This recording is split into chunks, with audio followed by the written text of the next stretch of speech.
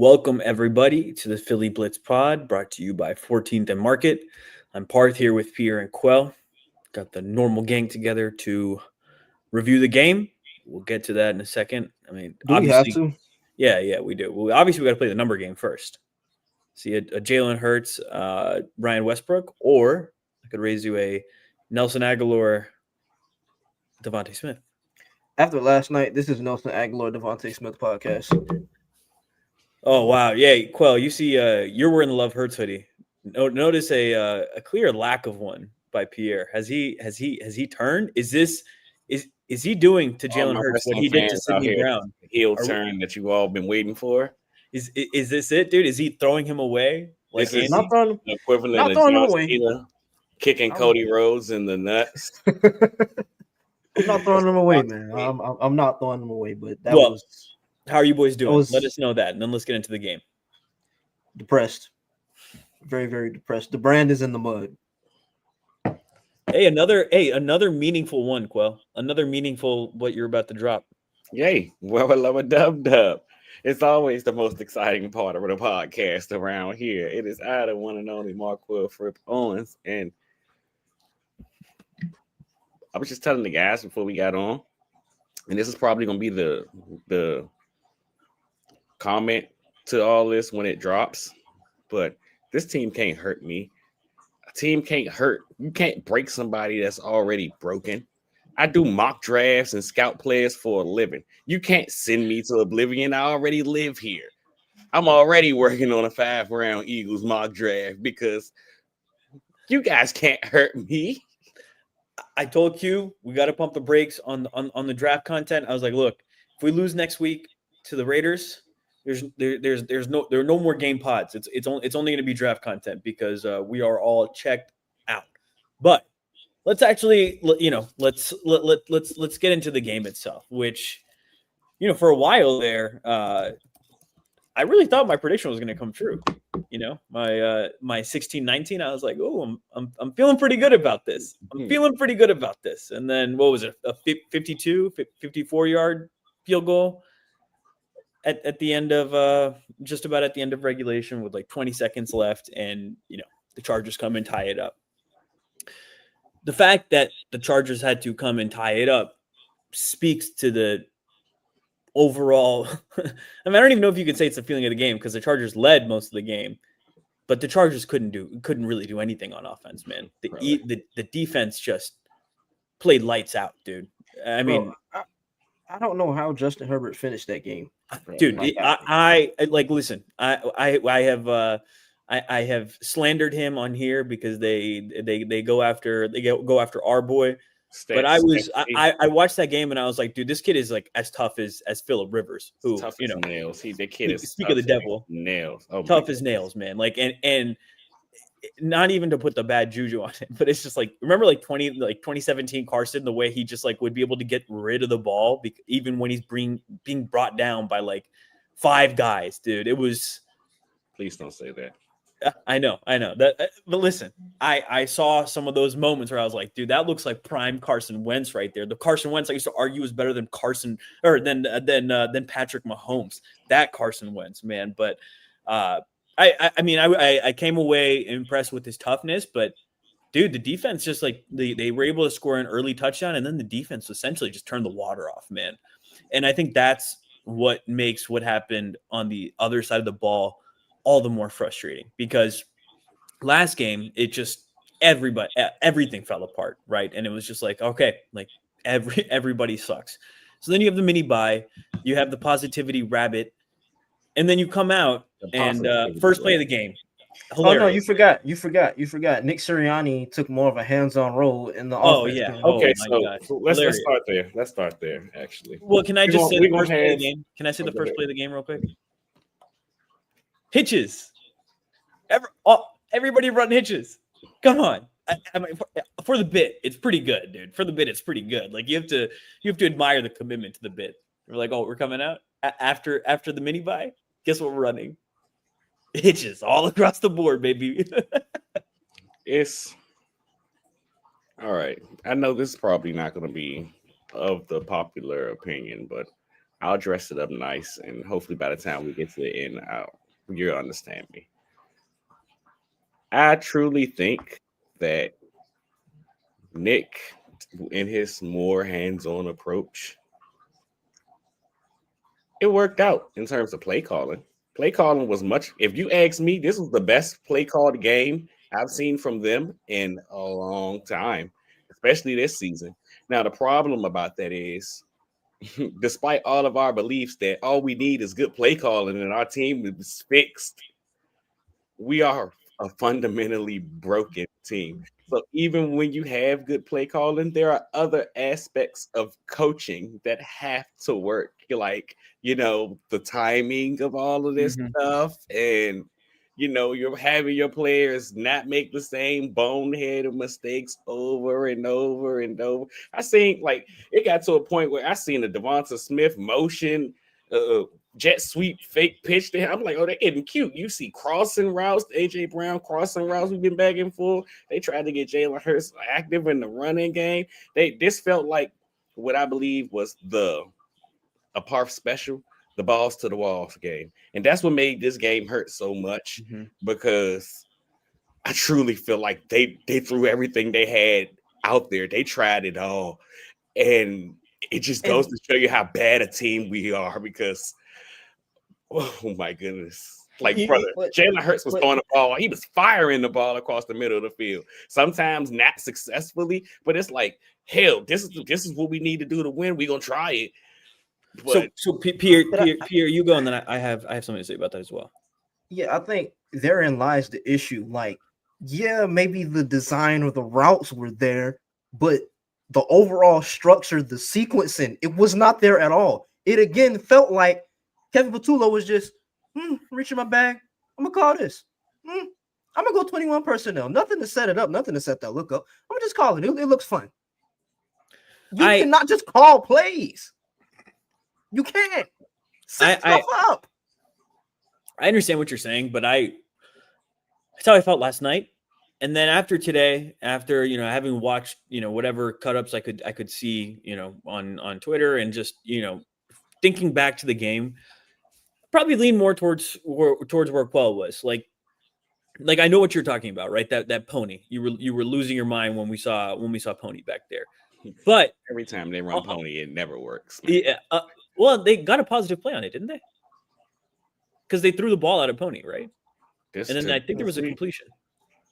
I don't even remember. I gotta go back and watch. Regardless, I haven't even watched. Regardless, the way I saw it, Pierre, was like, shit. At least they're trying something, And like, look, that's like, cool. The bar is low, but the way I saw it, and I think this also goes into a little bit of what I came prepared. Swear it up.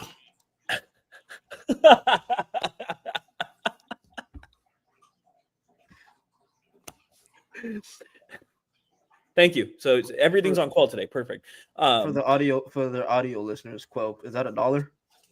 No, it was a wad of bills, bro. Oh, Mr. Swear Money it Man. up. Wad of bills. Swear it up.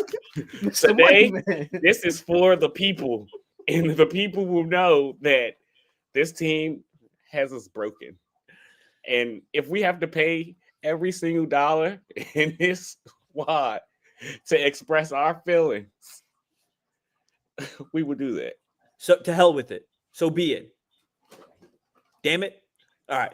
So but as you were saying, Quell, Jalen was ripping the ball. That 3rd and 16 was exactly overtime. That's what I was. That's what. God, that was an amazing throw. So the thing, like Quell mentioned, they were able to take more shots over the middle, but this is coming from the guy who's been telling Jalen, "Hey, like, loosen up a little bit." It feels like they were playing on desperation mode. They were like, he was just like, I need to do too much. And so now we're seeing this cascading effect from throughout the year, right? This was the complaint we were talking about at the beginning of the year. Like, everything looks disjointed. You need to be able to make sure you're getting the reps. These guys aren't even getting timing right. Like, things are just disjointed overall, right? And then you start having receivers suffer from drops throughout the year. Big issue today as well.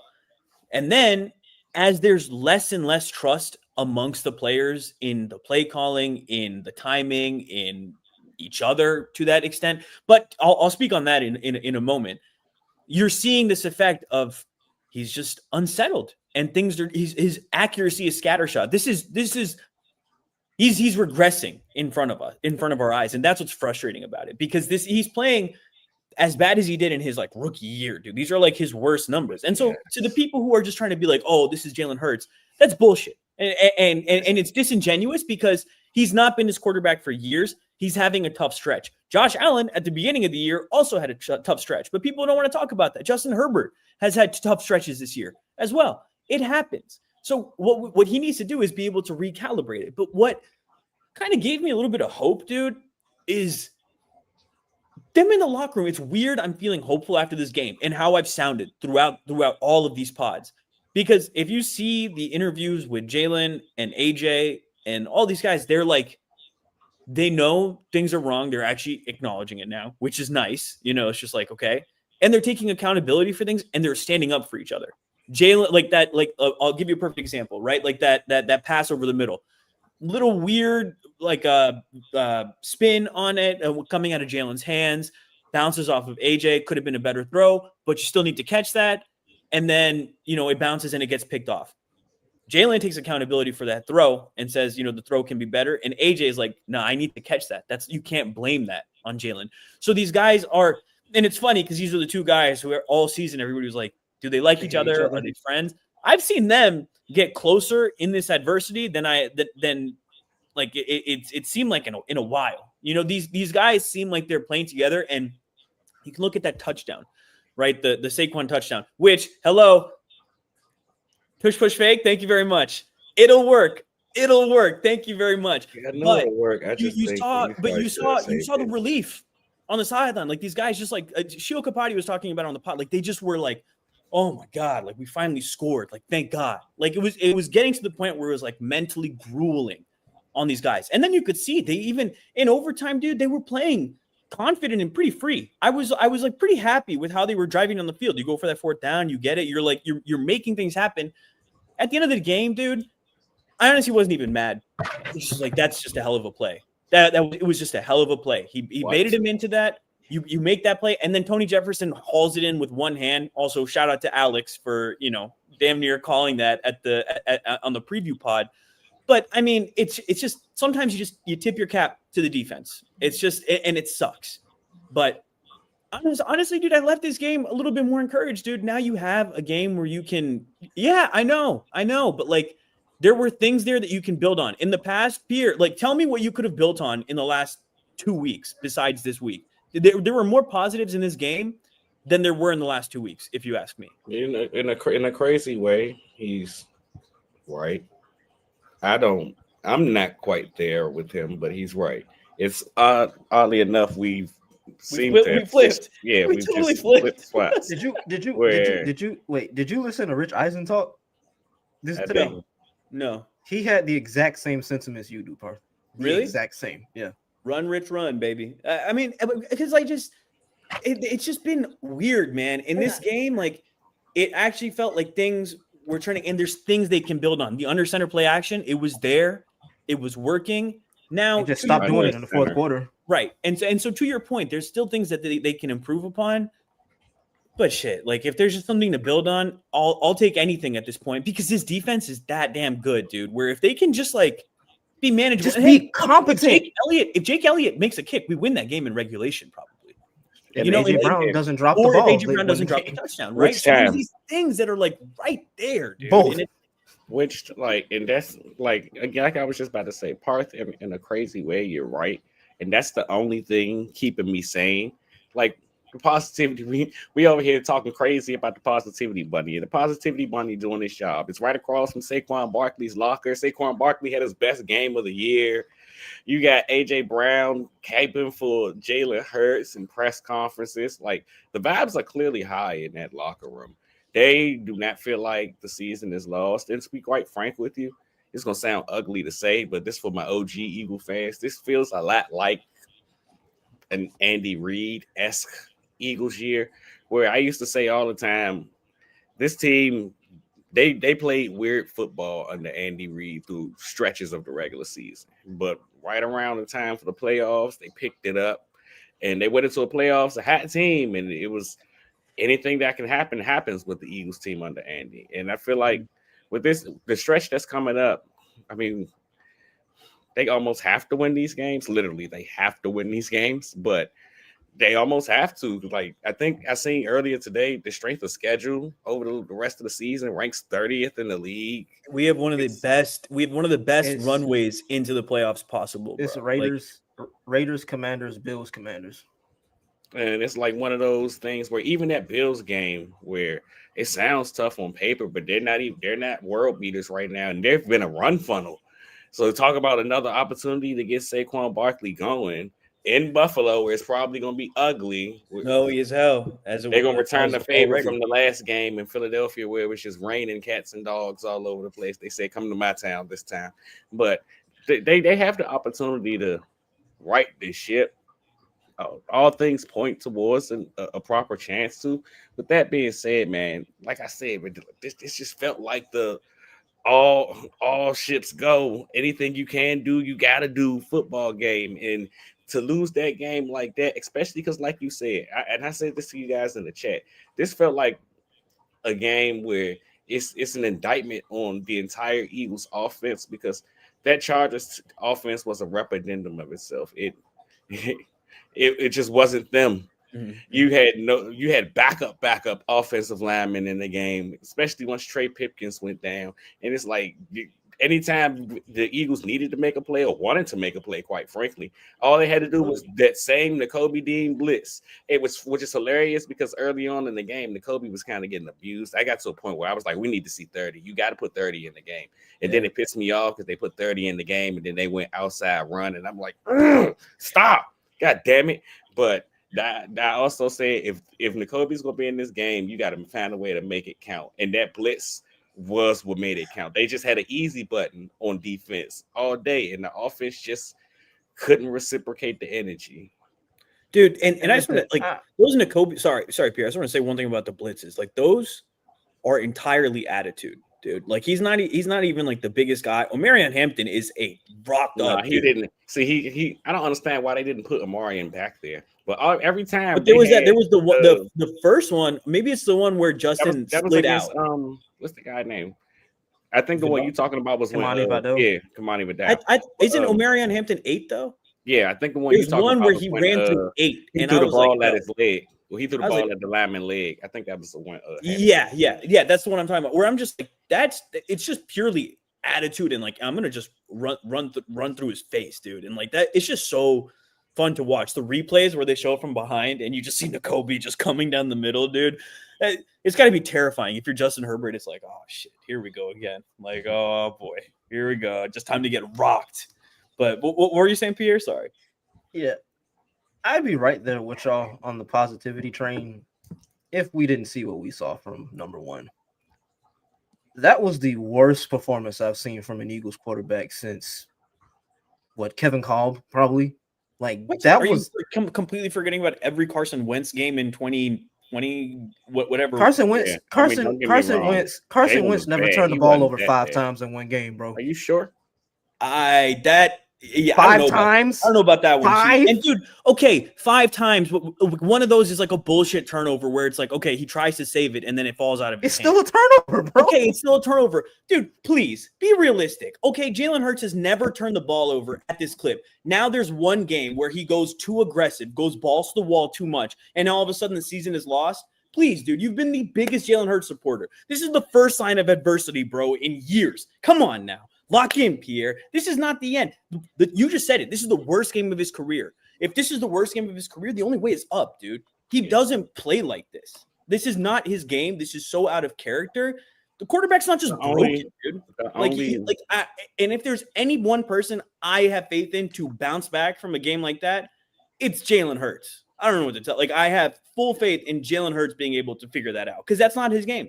That's not his game. He tried to do too much. I mean, again, you're not wrong, but the only issue here is he's been trending progressively backwards over the last 3 weeks. Agreed. But I've been saying that.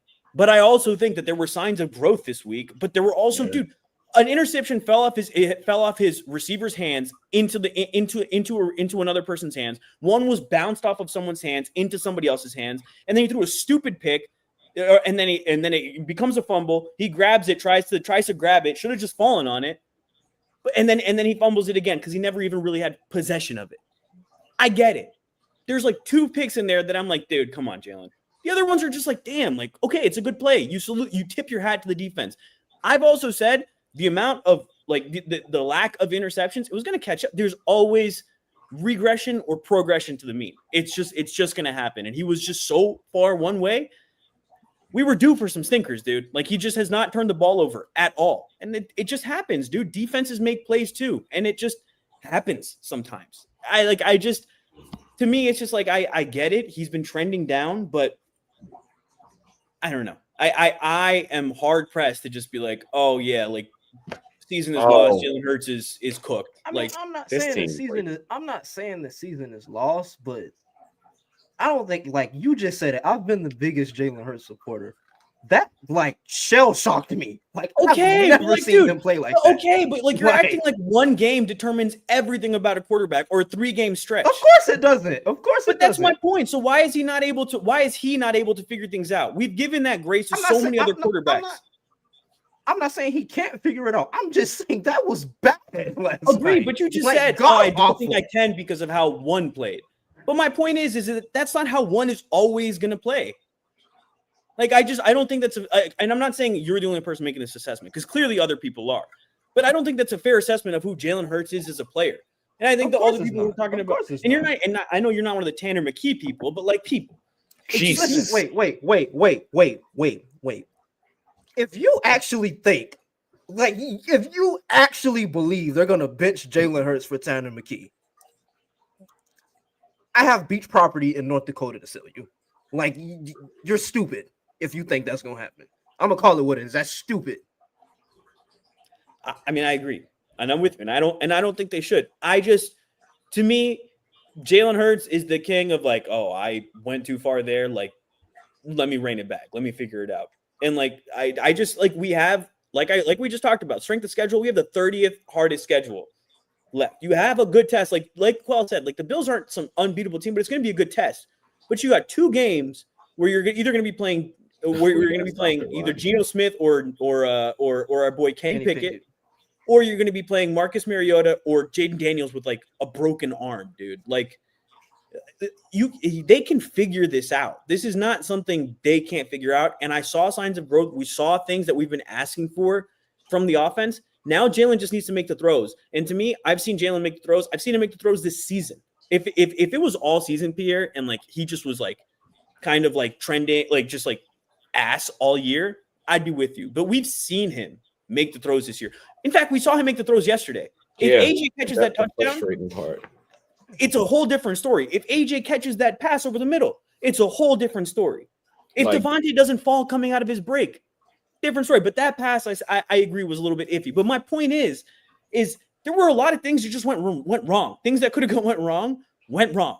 And we haven't had to deal with that for a long time. And I know it sounds insane that I'm saying this because I'm the most panicking person ever. But like something about this game, dude, just kind of was like, okay, we can grow from here. Like people were texting me talking shit, and I was like, yeah, like I get it. They're ass. Maybe they'll lose to the Raiders. It's in the realm of possibilities. Don't get me wrong. But I also think that I more so believe that the Eagles are going to figure it out. Like I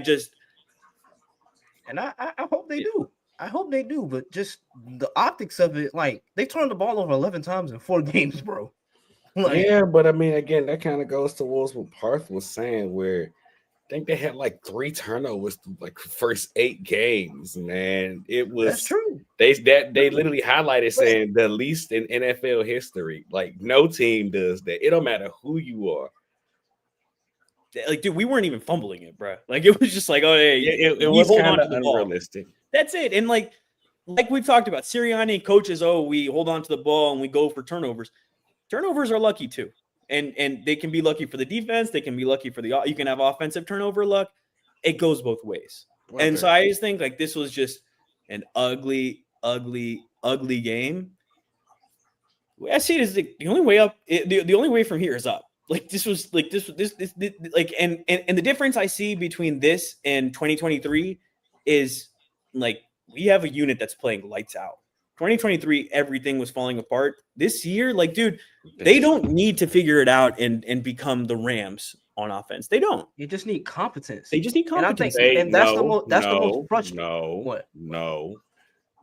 They just need to go back to doing what they was damn doing in the first place and taking care of the ball, letting other teams beat themselves. Again, AJ Brown. No, Quell. No. So no, hold up. Like competency, I don't mean just playing like that same game again. I mean competency in what they put out there today. Because they were taking chances. They were trying to win that game. Show me competency in that. And I think you can win games, dude. Like if those turnovers are cut in half and AJ catches the ball or Jake makes a kick, it's a pretty handed win.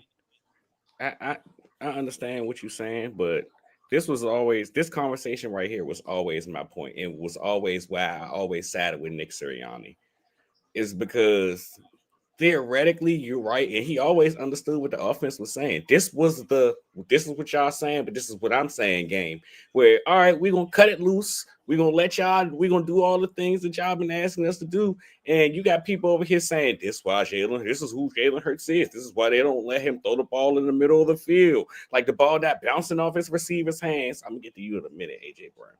But I mean, that's all agendas and narratives, though. People they're gonna ignore context. But it's big on Twitter and stuff like that. It is agendas and narratives, but we can't deny the fact that there is some truth in this. I don't want to say they don't want Jalen to throw the ball in the middle of the field, but to say that they trust him to do it all, like some of these other quarterbacks, would be a flat out lie. It's why they're in the debacle that they are right now, where it's like, let me out the straitjacket. Yeah, a little bit, maybe not too much. But here you are, like I was just about to say, another AJ Brown 100-yard game. It's like when you have these games where it's kind of like the Rams lost to the Panthers. These sporadic losses can always pop up because all you want to do is put trust in your players, and that's why you play the game. You're right. You want your guys to go make a play when it's time to make a play.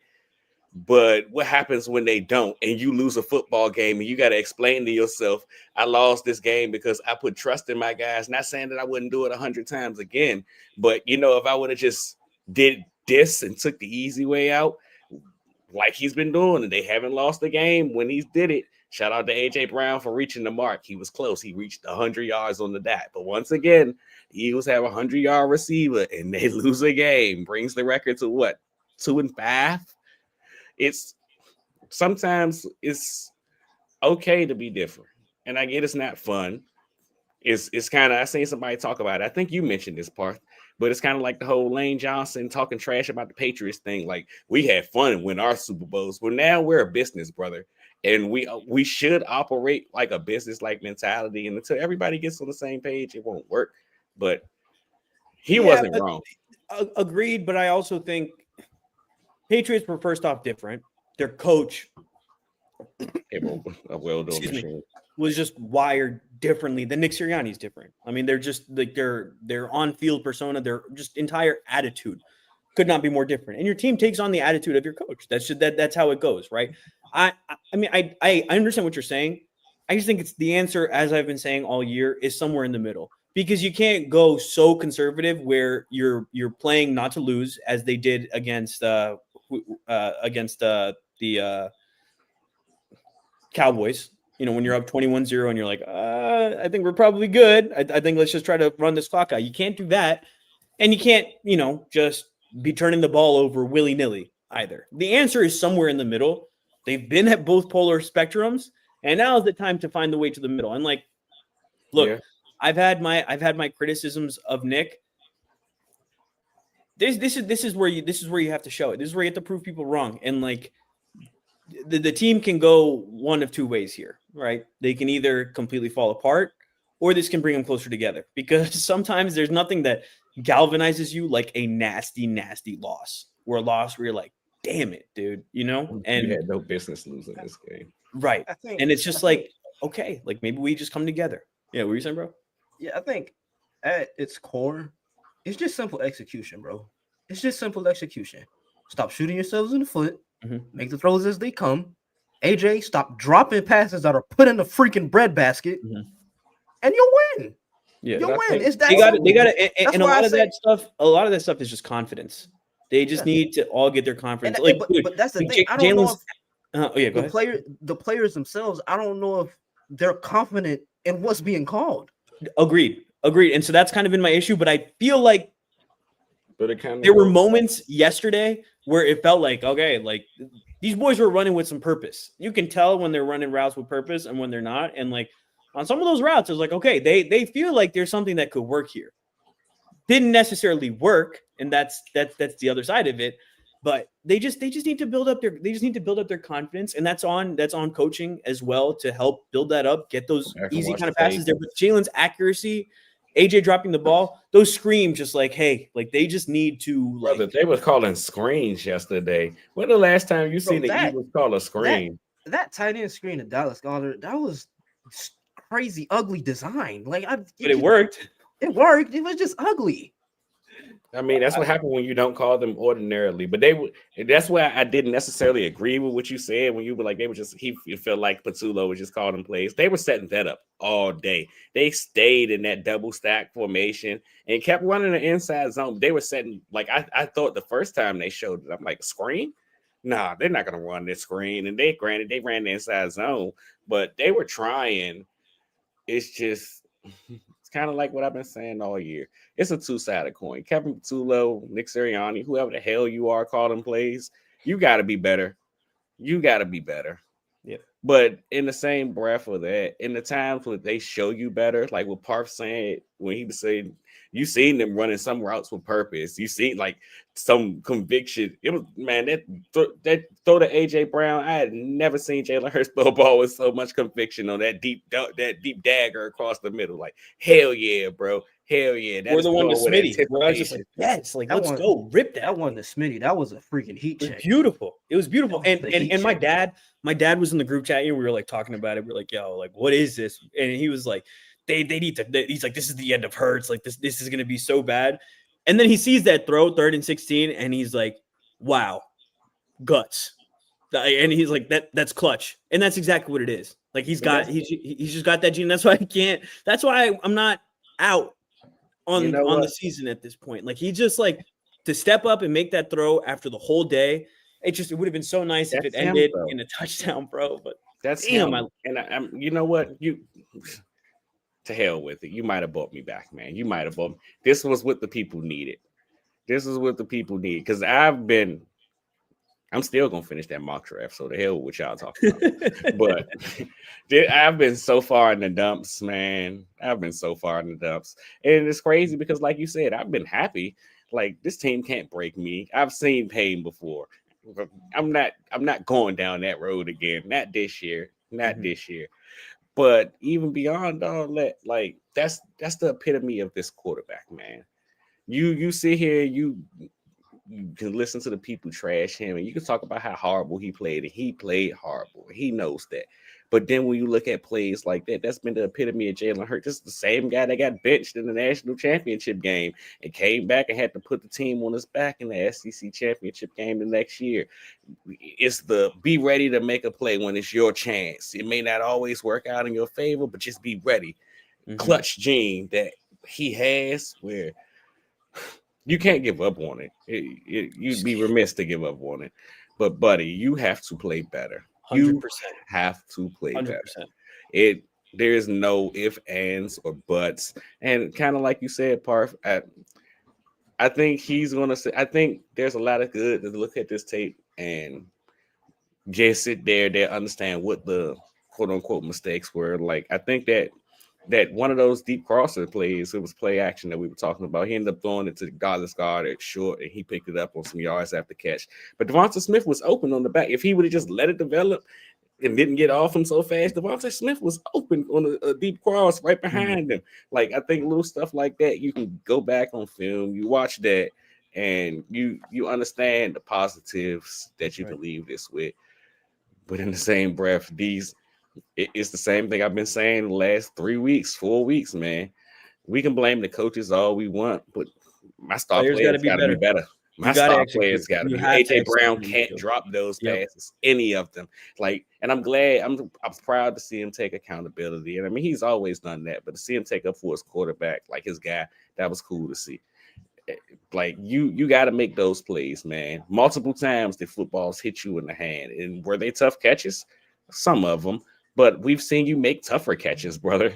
The expectations that you have for yourself and that we have for you, they pretty much align, man. Yeah, So exactly. you can't be mad when 90-10 balls, not 90-10 balls. There ain't no 50-50 balls with AJ Brown. So yeah, so you can't totally be agree, mad dude. people trying to hold you accountable, and I'm glad that he understands that. It's just my guy's got to be better, man. And Saquon started it off, man. Saquon started it off. Y'all just got to follow the lead, man. Everybody just be better.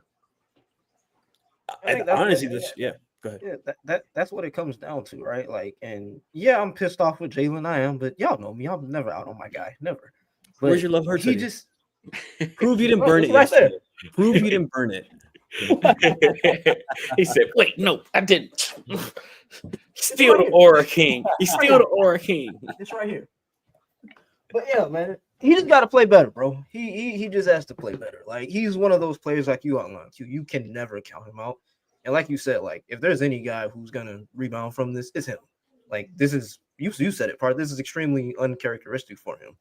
And the reason why I felt as strongly as I did is just, like I said, I've never seen him play this bad. Outside of the national championship game when he got benched at halftime, I've never seen him play that bad.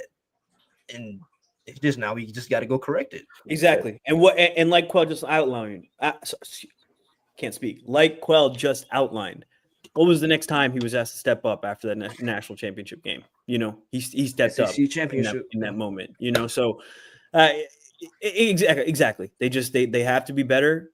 I got faith in them to be better, and that's about that's about where I'm at. You know, and I really don't think there's much else to it, man. It's just like, hey, do better. We know you can, huh? I must say though, we've had a lot of guests come on. We love all our guests, everybody, brothers, friends of the pods, all of you guys. Appreciate you. Love to have you back on.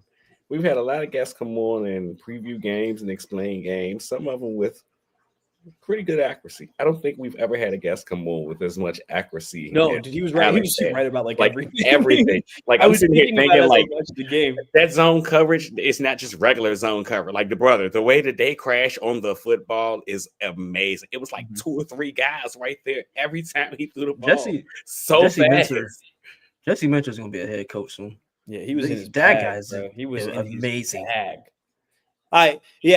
Dude, big shout out to Alex, dude. As soon as Tony Jefferson caught that, I was like, God damn it, dude. He literally told us that Tony Jefferson just has this knack of coming up with big interceptions. Outside runs. As soon as they ran the first outside run, 16 yards on the pitch play. I'm like, God damn. I know.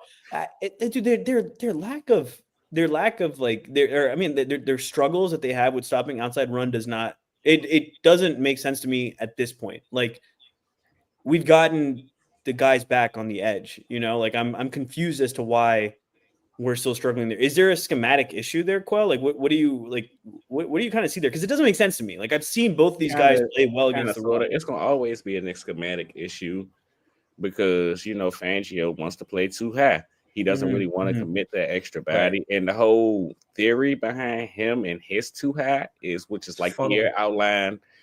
It's to funnel. He's been talking about.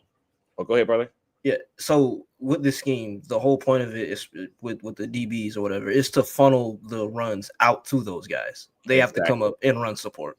I was just about to say his whole piece about free safety being the most important position in this scheme.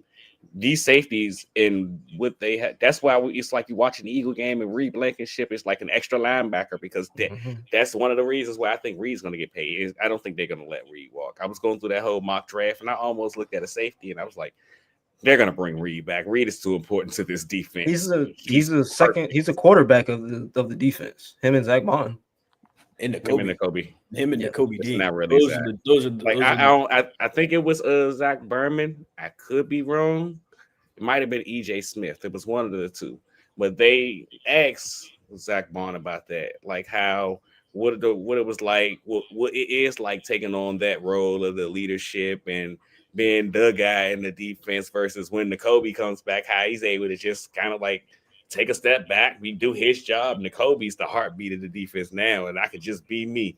Like it's kind of immaculate how Nakobe and Reed, they've kind of taken on leadership roles. We talked about during the offseason over the last few years of we got Brandon Graham and Fletcher Cox and Jason Kelsey, all these guys retiring, and who's going to take on these leadership roles, and you see it happening right in front of you. Yeah, it's funny that the two guys who are the smartest guys on the defense and like the heartbeat of the defense are the guys who are the most physically limited.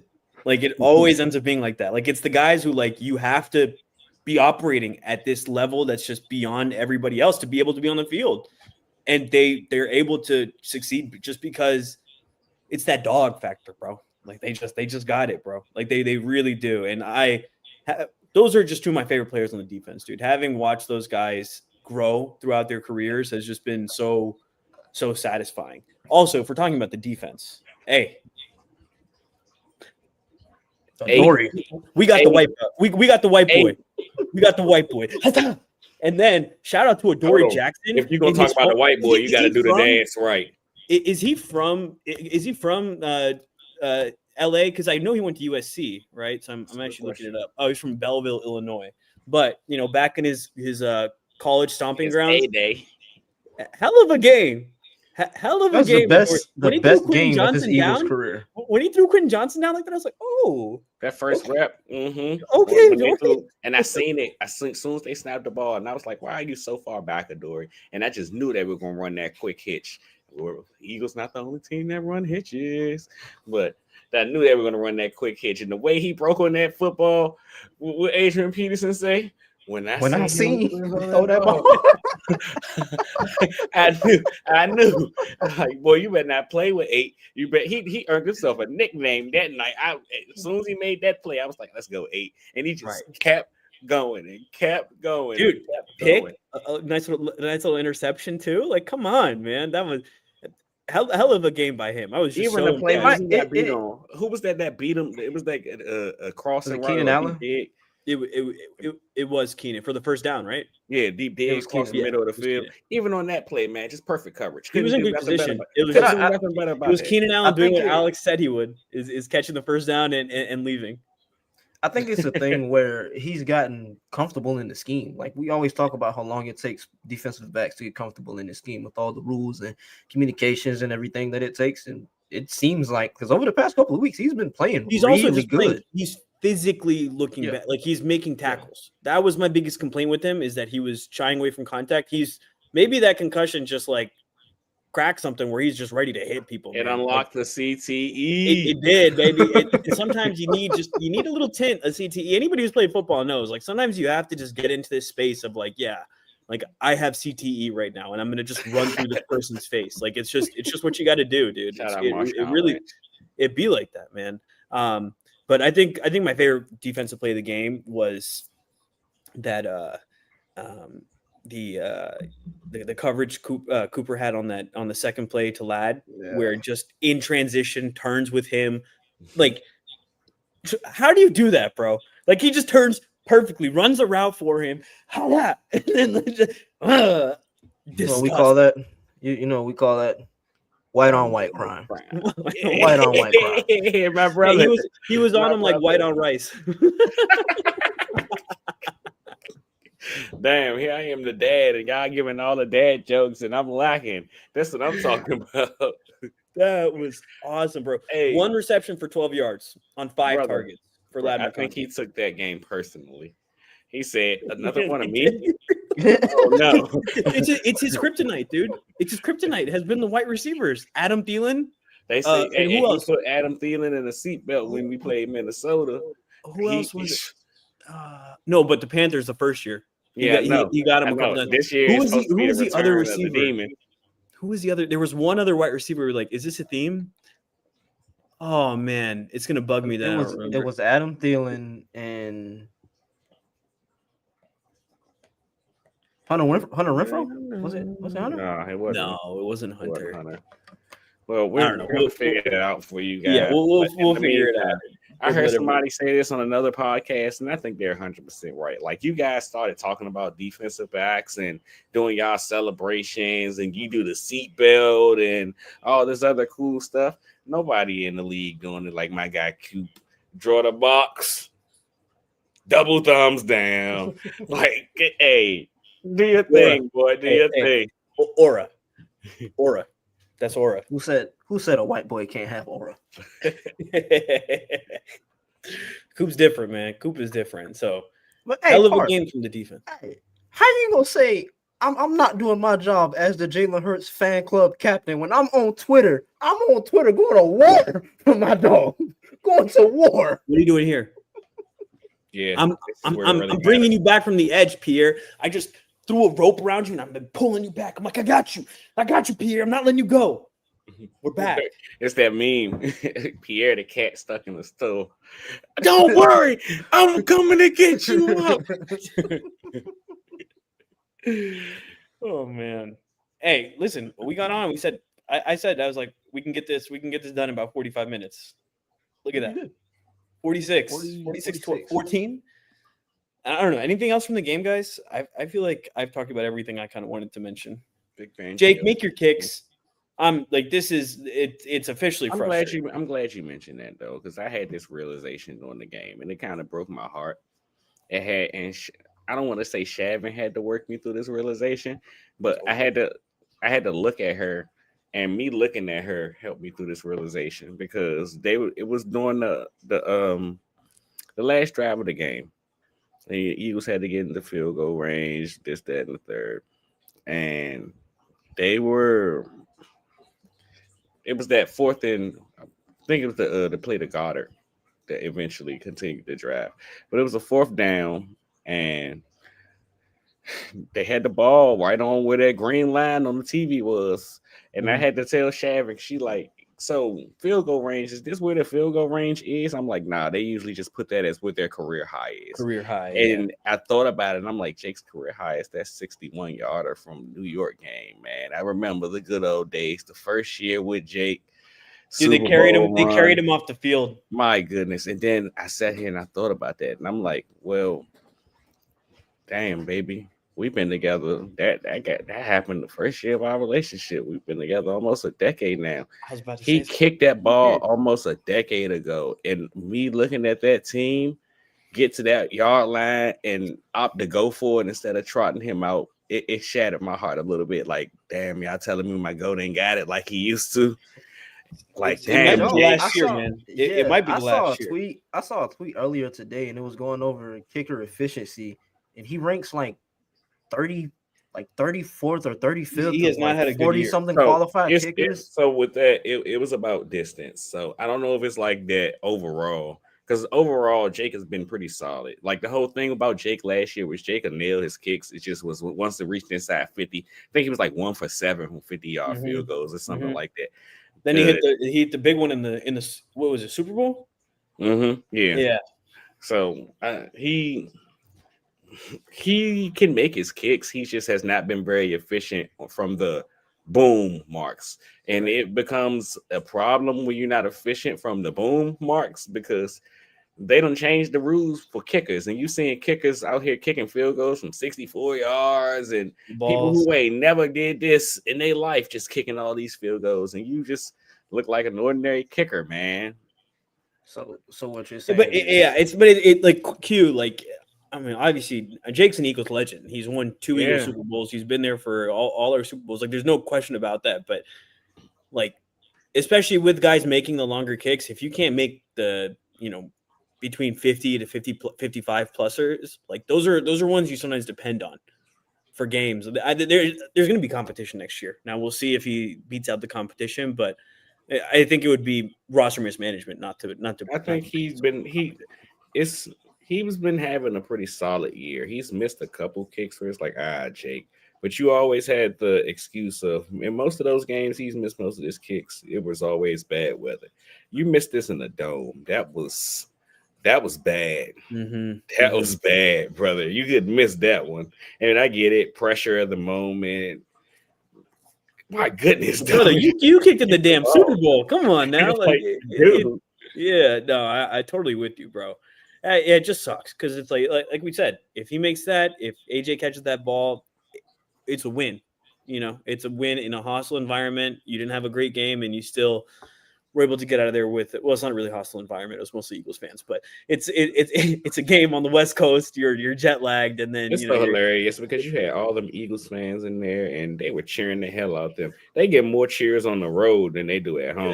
They because get it's at home. because it's like, players. It's "Ooh." people who miss the Eagles at home. It's like, oh god damn it, these guys again. Hey, figure it out. When you're something like, dude, if I was at the Mercedes Superdome, I would not. Actually, I probably would boo them. I won't lie, but like, you know, it's like, oh man, I'm seeing my team after so long. Wow, I really miss these guys. I'm seeing them in person, and then at home, it's like, oh my god, you're doing the same shit as last week.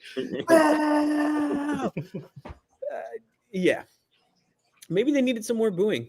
Maybe that was the key. Maybe they needed some more booing, but no booing. Positivity, bunny. positivity bunny. No, pop the bunny. I thought that was stupid. I was like, dude, deflated. Please deflate. Why do we have an Easter bunny in December? All right, we're skipping over the character of this month, dude. There's like a big fat guy in a red suit you could have done for positivity, or a positivity reindeer. We've done that. No more Christmas albums. No more Christmas albums. Singing. True. No more Christmas albums. Give me the bunny. Give me the bunny. No more Christmas albums. Get some reps on the field. All right. I don't want to see any reps in the damn studio. Get out of the booth. You know, I can't lie to you guys. They dropped a video. I don't know if you've seen it. They didn't drop an album this year, but they did drop it's like a music video to one of their songs, their remix, and they had themselves meeting themselves. They were like claymations of themselves meeting the real version of themselves. It's pretty cool to watch. I'm not gonna lie. That's why Myalata had shaved his face at that point in time, because he had to get a good claymation. He didn't want his claymation looking weak. We're leaving that one for Shamar. I'm gonna need them to shut up and block. Buddy, I'm dying for them to win on that December 20th game, so me and my little guy can listen to the song. Is he coming? But no. Is he going to the game? No.